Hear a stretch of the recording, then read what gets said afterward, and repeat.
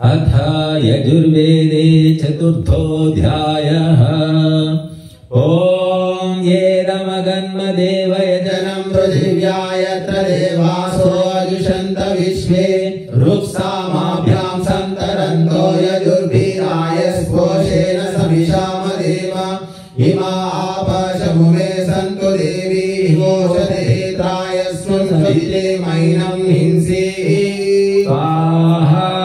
ॐ आपो अस्मान् मातरः शुद्धयन्तो घृतेन नो घृतप्वः पुनन्तो विश्वं हिरण्यं प्रवहन्ति देवी रुदिताभ्यः सुचिरा पूतयेमि दीक्षा तपसस्तनोरसीतां वा शिवां शक्मां परिदधे भद्रं वर्णं पुष्यन् स्वाहा। ॐ महीनापयोऽसि वर्चोदासि वर्चो मे देहि वृत्रस्यासि गणीनकक्षुर्दासि चक्षुर्मे देहि स्वाहा। ॐ चित्पतिर्मा पुनातु वाक्पतिर्मा पुनातु देवो मा सविता पुनात्वच्छिद्रेण पवित्रेण यस्य रश्मिभिः तस्य ते सवित्रपटे पवित्रभूतस्य यत्कामः पुनर्नक्षगेयं स्वाहा। ॐ आवो देवासयीमहे वामं प्रयत्यध्वरे आवो देवास आशिषो यज्ञियासो हवामहे स्वाहा। ॐ स्वाहा यज्ञं मनसा स्वाहोरोरन्तरिक्षात् स्वाहा द्रावा पृथिवीभ्यां स्वाहा वातादारभे स्वाहा। ॐ आकृत्यै प्रयुजग्नये स्वाहा मेधायै मनसेग्नये स्वाहा दीक्षायै तपसेग्नये स्वाहा सरस्वत्यै पूष्णेग्नये स्वाहा। आपो देवीर्बृहतीर्विश्वशम्भुवो द्यावा पृथिवी पुरो अन्तरिक्ष बृहस्पतये हविषा विदेव स्वाहा। ॐ विश्वो देवस्य नेतुर्मत्तो पुरीत सख्यं विश्वो रायै शुध्यते द्युम्नं गृणीत पुष्यसे स्वाहा। ॐ वृक्षामयो हविर्भेस्तस्ते वामारभेते मा पातमास्य यस्योत्रुचः शर्मासि शर्म मे यच्छ नमस्ते अस्तु मामाहिंसि। ॐ ऊर्गस्याङ्गिरस्योर्नम्रता ऊर्जं मयि देहि सोमस्य नीविरसि विष्णोः शर्मासि शर्म यजमानस्येन्द्रस्य योनिरसि सुसस्याः ऋषिस्कृति उच्चयस्व वनस्पतयो ऊर्ध्वो मा पाह्यं हसा अस्य यजस्योदृचः स्वाहा। ॐ व्रतं कृणुताग्निर्ब्रह्माग्निर्यज्ञो वनस्पतिर्यज्ञः दैवीं धियं मनामहे सुमृढीकामभिष्टये वक्षोधां यज्ञवाः संसुदीर्तानो असद्वशे ये देवा मनोजाता मनो यजो दक्षकरवस्तेनो वन्तु तेना सान्तु तेभ्यः स्वाहा। ॐ स्वात्राः पीता भवत यूयमापो अस्माकमन्तरुदरेषु सेवाः तास्मभ्ययक्ष्मानमीवानागना स्वदन्तु देवीरमृतानुदामृतः स्वाहा। ॐ इयं ते यज्ञिया तनूरभो मुञ्चामि न प्रजाम् अंहोमुदा स्वाहा कृताः पृथिवीमाविशता दिव्या सम्भव स्वाहा। ॐ अग्ने त्वं सुजागृहि वयं सुमन्त्रिषीमहि रक्षाणो अप्रयुच्छन् प्रबुधेन पुनस्कृति स्वाहा। ॐ पुनर्मनः पुनरायुर्मागन् पुनः प्राणः पुनरात्मा महागन् पुनश्चक्षुः पुनः श्रोत्रं महागन् वैश्वानरो अदब्धस्तनोपाग्निर्नः पातु दुरितादवद्यात् स्वाहा। ॐ त्वमग्ने व्रतपासि देव आमर्त्ये स्वावं यज्ञेशीयः रास्ये यत्सोमा भूयो वरदेवो न सविता वसुर्धाता वस्वदात् स्वाहा। ॐ येषा ते शुक्र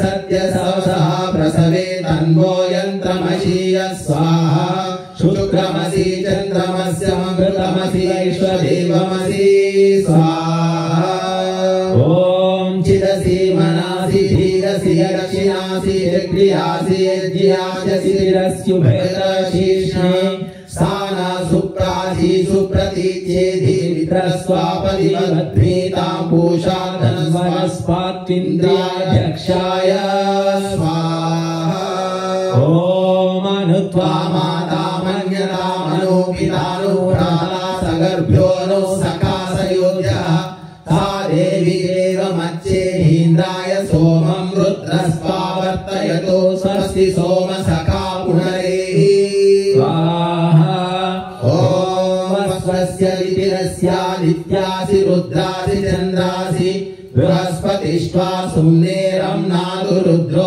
वसुभिराजगे स्वाहा ॐ आदित्या स्वामूर्धानादिगर्मी एव यजने पृथिव्या येनयास्पदमते कृतव स्वाहास्मे रमस्वास्मे ते बन्धुस्मे रायो मे रायो मावगिं रायस्पोषेण वियोष्मतो यायः स्वाहा ॐ समग्रे व्याधियासं दक्षिणयोर्चक्षसा माम आयुः प्रमोषीमो अहं तव वीरं विधेय तव देव सन्दृशे स्वाहा ॐ येषते गायत्रो भागयित मे सोमाय भूतादेशते त्रैष्टुभो भागयित मे सोमाय भूतादेशते जागतो भागयित मे सोमाय भूताच्छन्द्रो नामानां साम्राज्यां गच्छेति मे सोमाय भूतादास्माकोऽसि शुक्रस्ते ग्रह्यो विचितस्त्वा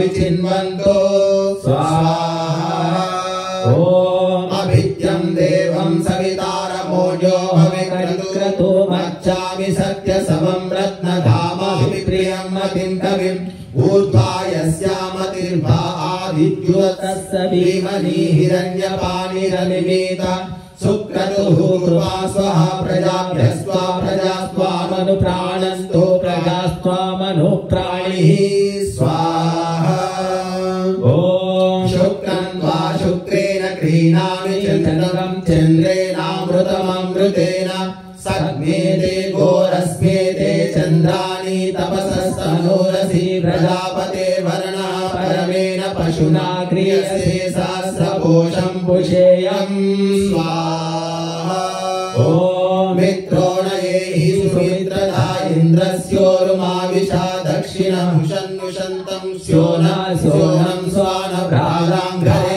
एवं भारे हस्तसुहस्तविशानवेते वा सोमक्रयणास्तान् रक्षन्मानोधवन् स्वाहा ॐ परिमाग्ने दुश्चरितात् बाधस्वामासु चरिते भज उदायुषा स्वायुषोदस्ताममृता अनु स्वाहा ॐ प्रतिबन्धामपद्मनि स्वस्तिकामनेहसं येन विश्वा परिपरिध्यो वृणक्तिविन्दते वसु स्वाहा ॐ आदित्यास्त्वगस्य आदित्यै सदा आसीद आस्तभ्राद्यां वृषभो अन्तरिक्ष परिमाणं पृथिव्याः आसीदश्वा भुवनानि सम्राट् विश्वेत्तानि वरुणस्य व्रतानि स्वाहा ॐ वनेषु यन्तरिक्षं ददानवाजमर्वस्सु पयौ श्रियासु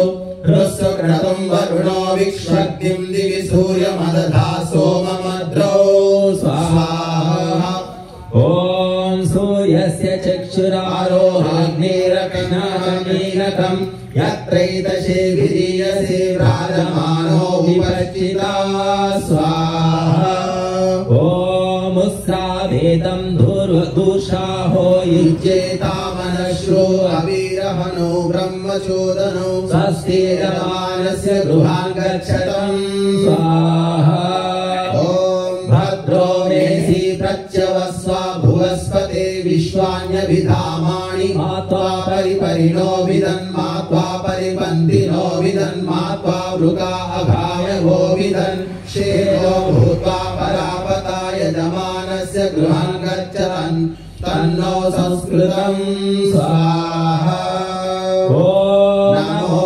मित्रस्य वरुणस्य चक्षसे महो देवाय तद्धृतं सपर्यत दूरे दृशे देवजाताय केतवे दिवस्पुत्राय सूर्याय शंसता स्वाहा ॐ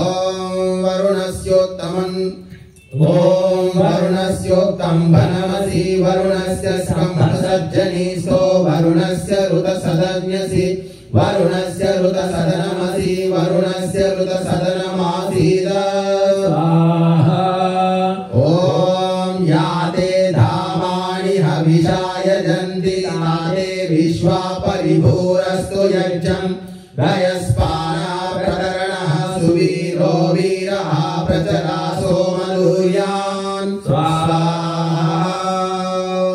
इति चतुर्थोऽध्यायः యజుర్వేదంలో 2 అధ్యాయాలు సాయంకాలం ముగించాము. ఇప్పుడు గాయత్రి మంత్రంతో 54 సార్లు ఆవర్తిస్తాము. ఓం భూర్భువస్వః తత్సవితుర్వరేణ్యం భర్గో దేవస్య ధీమహి ధియో యో న ప్రచోదయాత్ స్వాహా.